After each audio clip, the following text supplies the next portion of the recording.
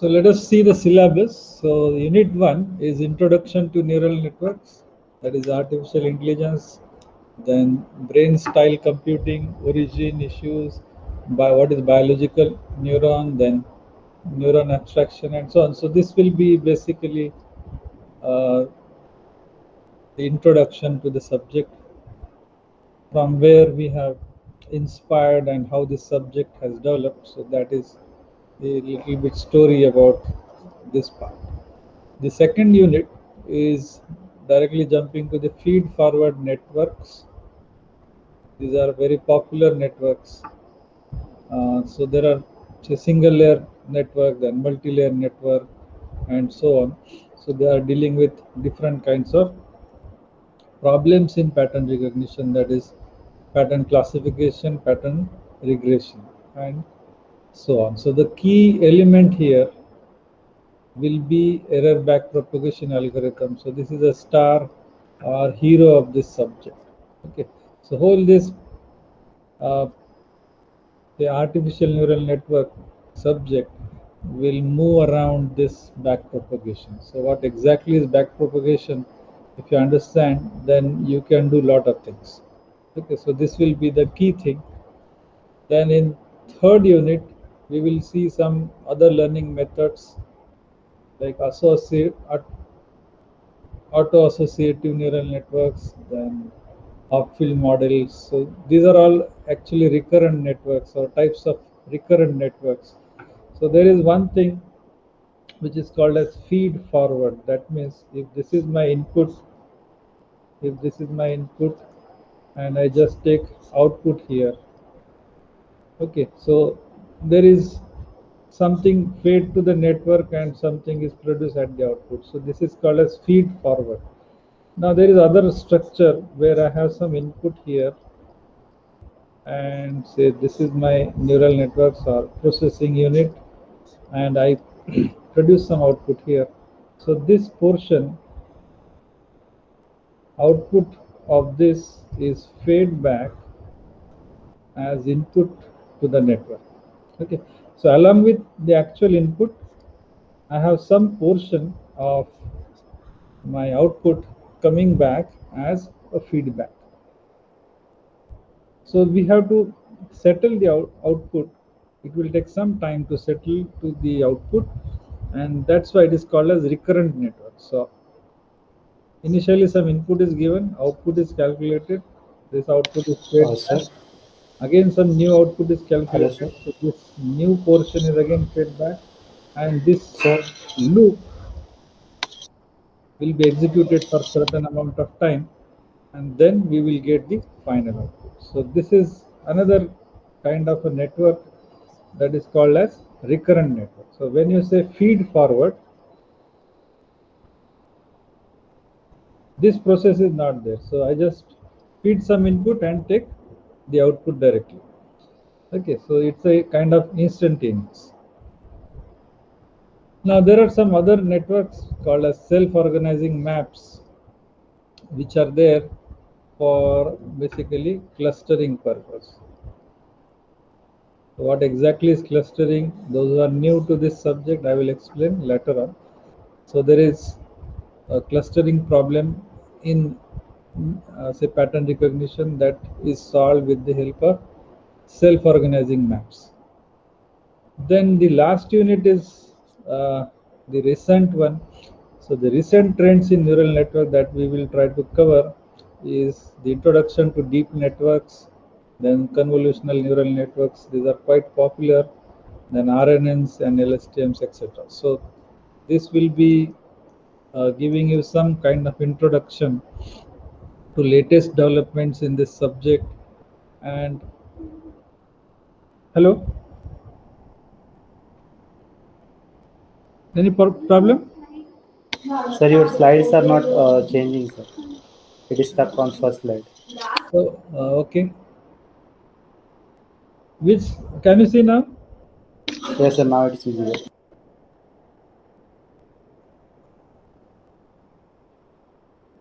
Let me make this big one. I don't know why it is not visible, but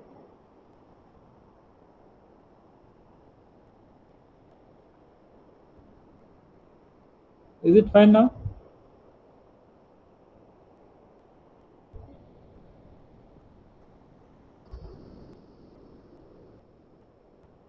Okay, so you can see here, so there are 5 units. I think we can read this now. So there are 5 units, and I was talking about last unit. So that is the recent trends in neural networks. So that we will cover, and the basic book that you have to follow is this first one, that is Introduction to Neural Networks, that by Zurada. So that will be the base book, and you can refer to other books like Hakim, Satish Kumar, and so on, maybe Bishop. And the fifth one will give you some introduction to deep learning. So first and fifth, they will be base for your future, and these are freely available on net. So if you don't get this, I can give you some of you this PDF, you can circulate amongst yourself. So that is not a problem. So this fifth one is also freely available, so you can get it. Now regarding this evaluation, how I am going to evaluate you for this subject. So there is a pattern of 20-30, 20-30. So this 20 plus 20 is the continuous evaluation, and then it consists of assignment, quizzes, test, surprise tests. So don't miss surprise tests. I can conduct that anytime. Okay, so that has some weightage, so don't lose those things. Plus, don't miss the deadlines of assignments. Okay, uh, these are important for your marks, so don't miss them. Then we have this landmark 30 plus 30, that is mid semester and end semester. So I need not explain this, this is known to you, but only thing is don't miss the quizzes or the surprise test that I may conduct during any class, any day, possibly when there is less strength. And so don't lose your strength and patience. So be there so that you will get these marks easily.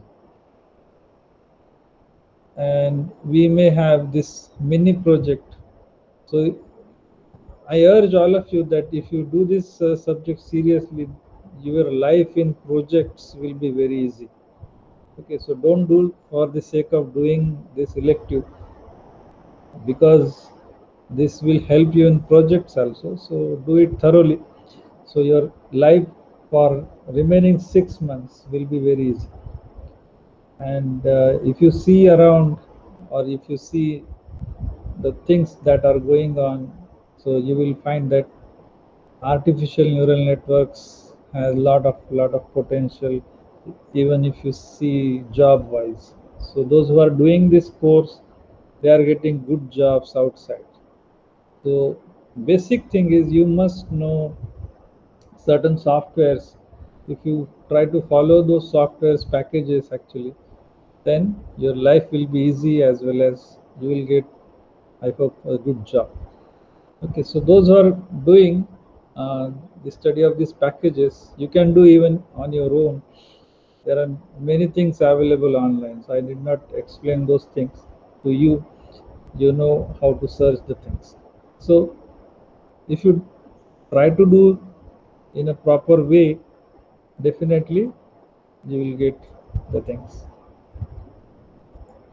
So this portion of uh, this class may be a repetition to those who have done pattern recognition class, but even if that is the case, I hope you will get some new things. Now thing is, why we do signal image or video processing, uh, or why we learn these subjects uh, initially. So what is outcome of these subjects? So when I see signal processing, I can remove certain noise, or I can enhance some signal, I can do restoration, I can do say image segmentation, I can do frequency decomposition, or I can analyze what kind of frequencies do exist in a given signal or an image. So analysis part is done with the help of signal or image or maybe video processing, but that is not enough. That is not our final goal. So my question is this our final goal? So answer is no. So that is not my goal. My final goal is something else. So my final goal lies, or its roots are there in pattern recognition. I want to understand the signals. I just don't want to clean them and present very nicely. Say suppose there is a sine wave and it is got distorted over the transmission by some random noise, then it is not looking like a sine wave, it may be something else. But basic fundamental frequency is looking like a sine wave. So I can use image, say signal processing tools, and then I can clean the things and just restore my signal back to a sine wave. But what to do next? I got the signal which is purified one, but what is next? So next I want to actually do the pattern recognition. I want to understand what exactly is this signal. Okay, so without understanding what is that signal, what it means to me, there is no fun in doing this thing. So no doubt signal and image processing or video processing is the base of my study, and they are the basic tools I should have in my archery so that I can process further. But remember that all the things that we are doing is for pattern recognition. The question is, what is pattern recognition? So I generally show this figure to the students. I don't think I can show the animation. I will try once again. I will share this file once again to all of you. Possibly you will be able to see this. Just 1 second, hold on.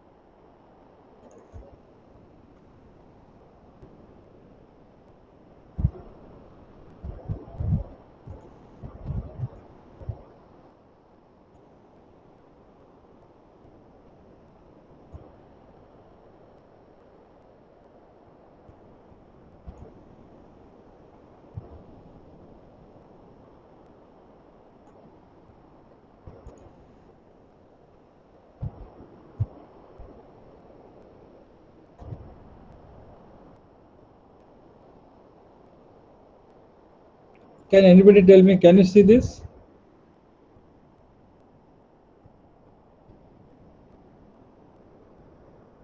Just don't type. I cannot now see the chart, so someone should speak up. Can you see this? Okay, sir. Thank you. So now I hope you can see this. And if I say this is ABC, and if I just change this thing by replacing the surrounding, then it becomes, the B becomes say 13. Okay. Earlier it was ABC. If I change the surrounding, then it becomes 13. So this is a thing that one should try to understand, how this brain is changing this image. Earlier my brain was telling me that this is a B, now it is saying it is 13. Okay, so this is because I have changed the surrounding. Okay, let us try to understand why this is happening.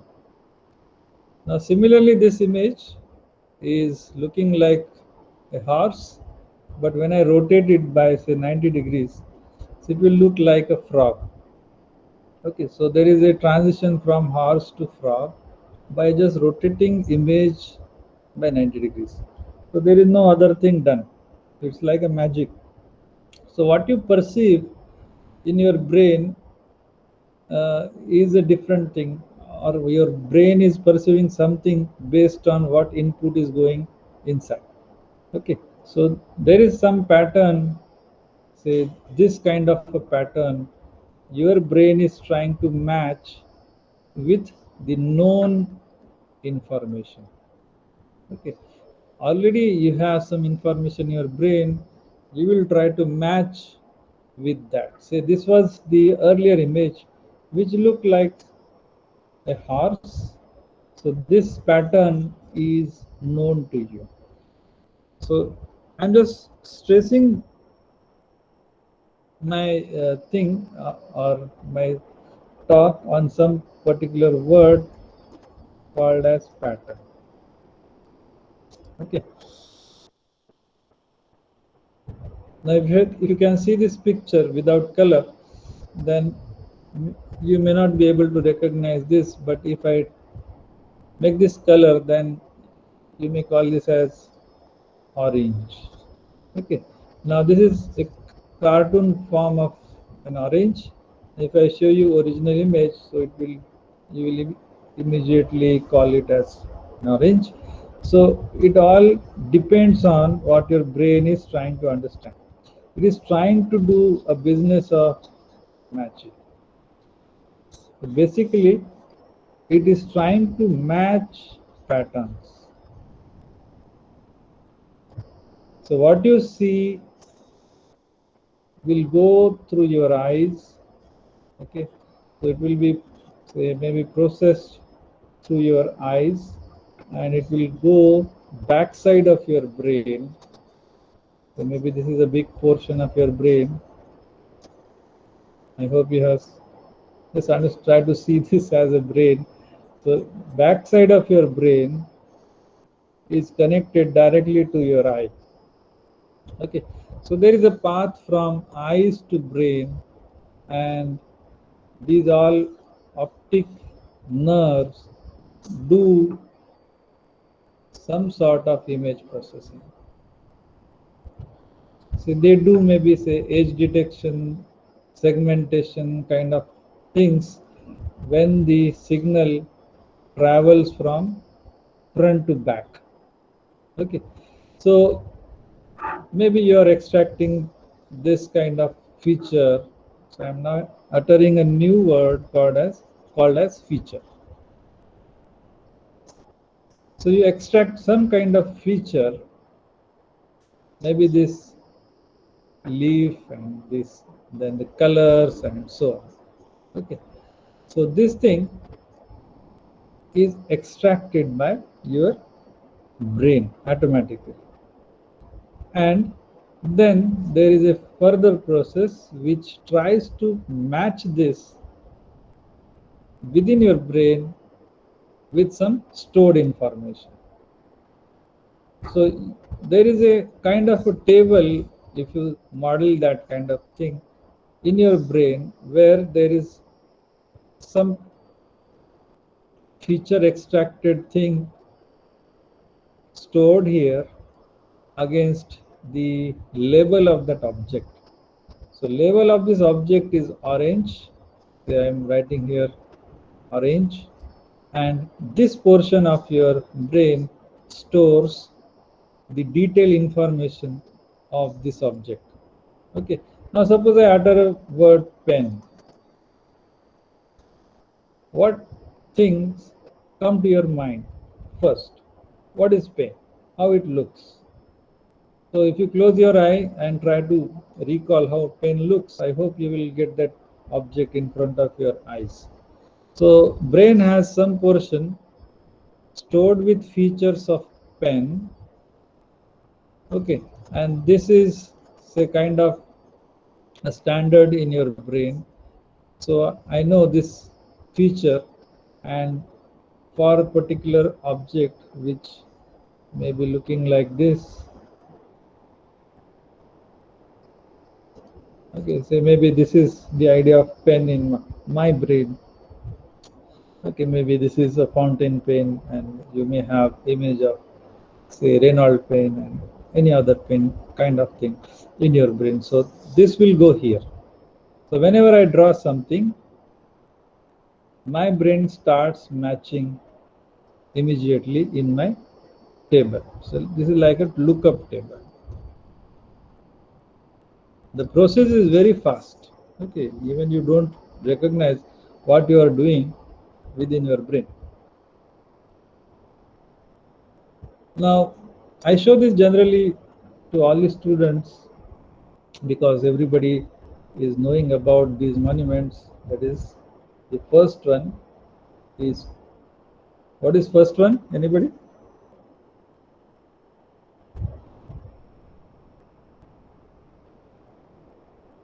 Anyone?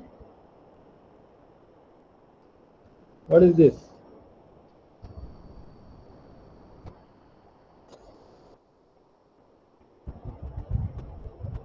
No idea?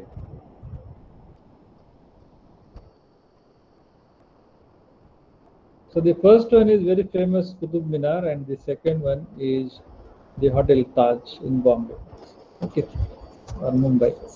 So this is a famous hotel, and this is the famous Qutub Minar. Now, how do I recognize these objects? So if you go to the origin of pattern recognition, so it lies in early efforts of understanding intelligence. So what is intelligence? So it can be defined as the ability to grasp or understand and profit from experience, capability to acquire and apply knowledge. So these are some definitions of what is intelligence. So what is intelligence? It is capability or ability to grasp or understand and profit. So this is a key thing. You must get some gain by understanding something. Okay. So there must be some profit to you from your experience. Otherwise, you are not intelligent. Suppose you are driving somewhere and then you fell into some digged area in that road and you are not aware of that digging. So when you travel next time on the same road, say maybe next day, and you do same mistake that you are not remembering the things properly and you have not executed your experience in next driving, so you are not getting profit of the earlier experience, then your friends will say, are you idiot? Yesterday only you fell down into that deep and today you are doing same mistake. Okay, so whenever there is some information with you, you must be able to grasp it and benefit from that and take advantage or benefit of that information or experience. So that is called as intelligence. So in short, we can say it is capability to acquire and apply knowledge. So this was the definition given by Plato, very say old scientist, say maybe 427 to 347 BC. So 2360 years back, this definition was given by Plato, that concept abstract ideas are known to us a priori through a mystic connection with word. So he concluded that ability to think is found in a priori knowledge. So whatever is stored in your brain is important and is the intelligence. So he says that stored information is intelligence. Now then, what happened is the student of Plato, you may be aware of this name, that is Aristotle, he criticized his teacher that your theory is not correct. Only keeping the things in brain is not intelligence. So we may be calling in Marathi as ratta. रट्टा मारला म्हणजे खूप intelligent आहे असा अर्थ नाही. सो what we do actually, who is then intelligent? Then ability to learn or adapt to the changing world. Okay, so only storing is not enough. So you must be able to adapt. Adapt means if there is something stored here and you get some experience from real world, okay, then you must be able to replace this information with new information. So if you take in terms of memory, then it's like a RAM where you can write, you can erase, you can replace with new information. It's not like EEPROM. EEPROM kind of chip, once you store, you cannot say, or you can basically say RAM kind of chip, you cannot just store the new thing. In case of electrically erasable RAMs, you may be able to do that, but in general, when I say read-only memory, so it is just stored once, then you cannot use or reuse it. So when I take the thing that I am able to adapt to the changing world, and that will be now my basis of intelligence. So the definition goes with adaptability. And this is the main base for artificial neural network. They are popular because they are adaptable. Okay. Now, do you know this? What is this? Anyone? Can you speak out?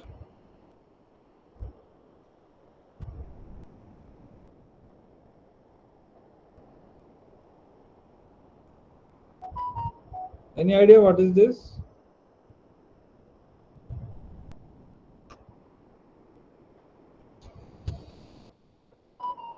So this is a water species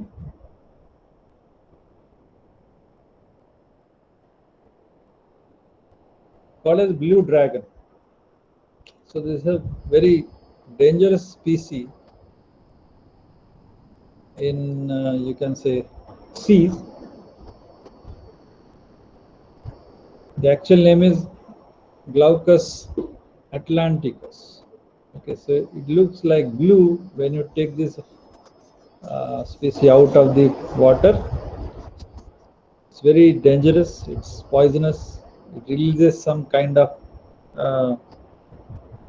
chemical which is harmful to human.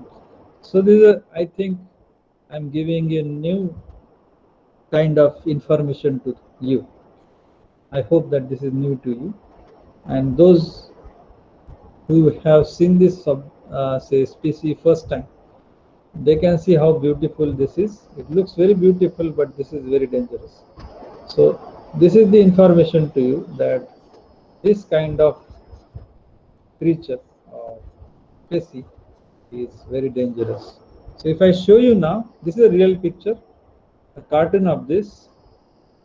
Now I hope you can very easily understand that this is a blue dragon. Okay, so this is a blue dragon. Now those who have seen this first time and then they are recognizing this image very easily, they can see how beautiful your brain is, how it is adaptable. I am showing a new thing and you have the capability to acquire information very easily. So what information I have intentionally passed on to you is that this is a very beautiful species which is in your seas. It looks very beautiful, but it's dangerous. So I think your brain will store this information forever from here onwards. That these are the features of this species. What is the name? It's blue dragon, and its information that it's dangerous. Okay, to human. Now, possibly what your brain is storing is these ages, the structures of this creature. Okay, color of this creature, because name itself is blue, so you can see that blue is important in this. Is an important feature of this. You can see image. Okay, so you can see that your brain is very, very adaptive. It immediately adapts the new things. So this capability that way never goes away from human beings. They are say ruling the world because of this property of adaptability compared to other animals. Now what we can understand out of this discussion, we understand that there is something called as feature our brain is trying to acquire from the real world. Now what exactly is feature? Feature is some kind of compact representation of data. A compact representation of data is called as feature. Say for example, suppose I have this object, maybe a square, or I should try something else. Suppose I draw something like this. Maybe this is some duster. So this is some duster. So this image is that way big one. So this is the actual image size of that object. So there are many pixels representing this duster. Suppose this is an image of say 200 height and maybe 100 width, then 200 by 100. These many pixels are required to represent this image or object.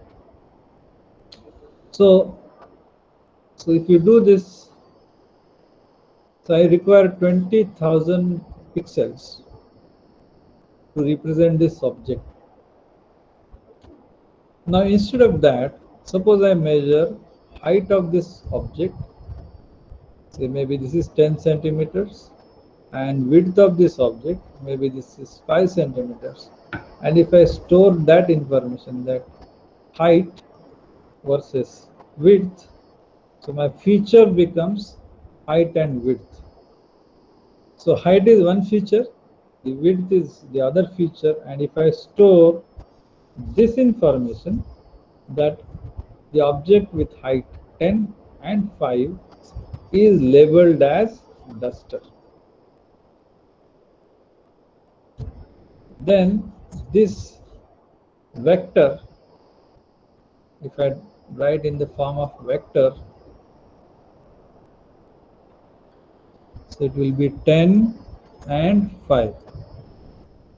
So this vector, maybe I will call it as x1, represents object 1 called as duster. Okay, so this is the extracted feature. So what is this called as? This is called as extracted features. 10 is a feature, that is height, and 5 is another feature, that is width. So if I give you now some other object, maybe say some pen, something like this, or a pencil, then again I will extract through my algorithm what is height of this and what is width of this. Sir, class I make, don't minute. So if you measure this, this will be maybe 12 centimeters, and width is possibly say 1 centimeter. So my height is 12 and my width is 1.5 or 1. So this is the feature vector for the object 2, that is maybe say pen. So if my job, that is my computer, has to differentiate between the two objects, that is pen and duster, then these numbers are helpful to differentiate the two objects. I can easily do that. Okay, so I need not store this 20,000 pixel information. So you can imagine, to store 20,000, that is 20k locations, instead of that storing just two numbers for pen or for a duster, is very simple. So whole this 20k information is now stored with the help of only two numbers. So instead of 20,000, I have only two numbers. So this is the compact representation of data. So this is a raw data. So image is a raw data, and that is processed, and we generate a feature vector. So this is called as feature vector. So instead of that, suppose I have decided that height width is not sufficient to differentiate the objects, then I may go like height, width and depth. So this becomes my new feature vector. So given an object, I can extract these three information. Okay, so these three, you can say, measurements. Then it becomes three-dimensional vector. Earlier it was two-dimensional, now it has become three-dimensional. Like that, I can keep on increasing this list. Whatever I want, I can extract from given image or signal, and then this becomes my feature vector. If there are many features like this, so then my feature becomes n-dimensional. Okay, so if there is only one number representing the object, then it is one dimension, 1D, 2D, 3D, and so on up to n dimension. So in general, we use many features to represent an object. So this is for your simplification, so that you can understand the things, what is exactly feature is. The feature is a compact, or feature extraction is a compact representation of data. So you may have different ways of extracting features. So this will be the primary step in any recognition job. Suppose you want to do fingerprint recognition, or your iris recognition, signature recognition, whatever you can say, as a problem to the machine, then you have to do this feature extraction. So after all, why this subject you are learning? You are learning this subject because you want to make your machine, that is computer, to mimic your behavior, that is human being. You want to see that your machine is thinking like you, it is giving you results as if some human is doing. So that is our final game, or that is our final aim of this subject, which is quite long still now. So there is a lot of scope in this subject. You can do many things on your own. If you know the basics, you can go ahead very easily. Okay, so that will be the basic thing. Now what exactly is pattern recognition? The pattern recognition deals with problem of identifying the underlying structure of the data. So we are interested in the structure of the data. It can be defined as the search for the structure in data. So other definition is pattern recognition is the science and art of giving names to the natural objects in the real world. So I hope you have understood today what is pattern recognition.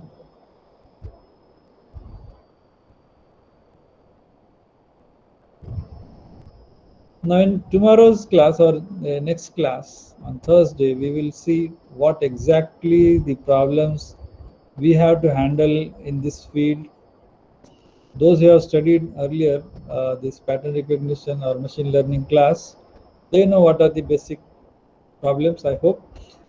But I will revise those things in next class briefly, and what neural network plays a role in this domain, that we will try to see. Okay, so the basic problems that we know that they are classification, clustering, regression, and so on. So the same problems that we have solved in last class with the help of probability kind of thing, now we will try to solve using ANN. Okay, so that will be our target. So let us stop here. If you have any doubt, you can ask.